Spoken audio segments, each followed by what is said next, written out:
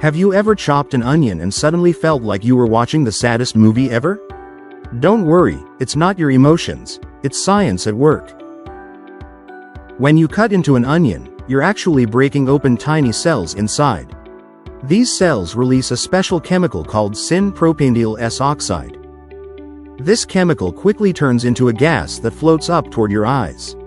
Your eyes are super sensitive, so when this gas reaches them, your body thinks it's under attack.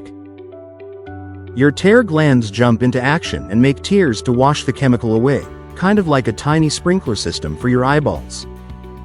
So, the next time you're slicing onions and the waterworks start, just remember, it's not you, it's the onion's secret defense system. If you want to avoid the tears, try chilling the onion first or cutting it under running water. Science says that can help keep those onion fumes away from your eyes.